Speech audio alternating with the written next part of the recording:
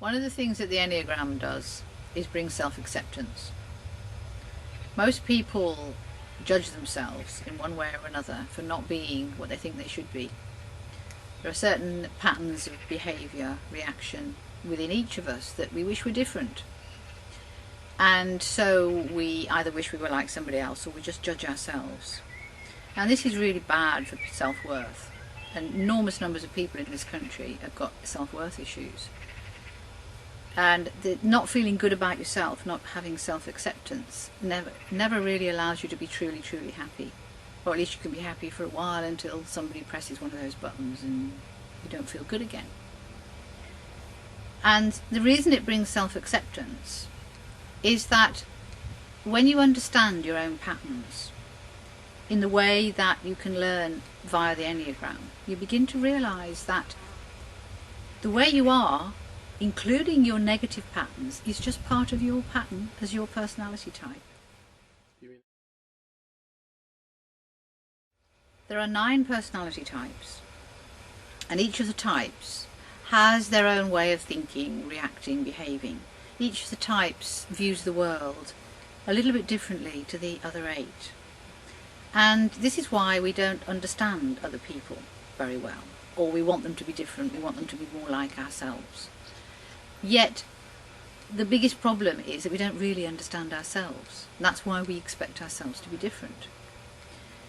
You were born with your personality already in place. It wasn't something that you acquired through the parenting environment. The parenting environment that you found yourself in influenced how your personality developed, but it didn't create your personality.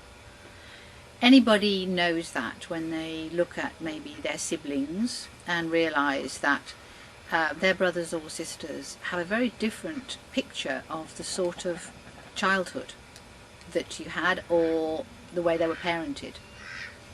And many people wonder how that can be, that 2 children brought up apparently in the same way by the same parents can turn out so different. Well, the truth is they were different when they came into life. And it's something that people realise who've had more than one child. They are different from the beginning.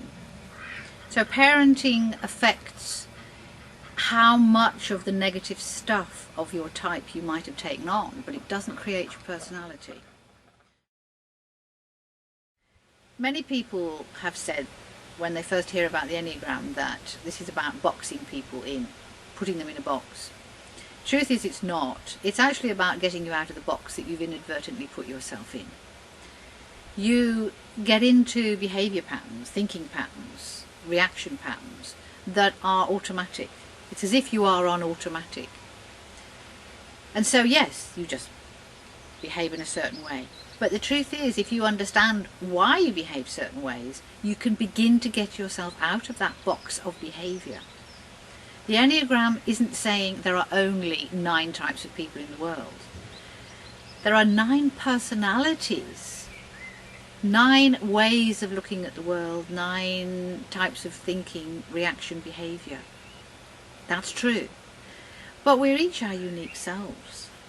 So, for instance, if you were to have in a room 50 type 3s,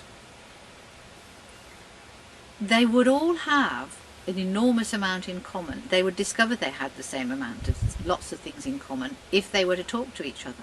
What their core needs were, what drove their behaviour. And yet the way their personality had developed and manifested in the world would be their own unique way. So what really drives the behaviour of a 3 is a desire for success, to be the number 1, to be the best. And yet the way they go about it would be very different. It would depend on their interests, their background, their age, what sex they were, what type of family they came from. But what would drive the way that they pushed forward into the world would be a need for success, because they'd all be the same personality type. Each of the types has a different need. There is a type that seeks freedom. There's a type that for them the most important thing is security. It might be that you could be the type that desires to create perfection and order within themselves and in the world. There's a type that needs love as their driving force. There's a type that needs peace as their driving force.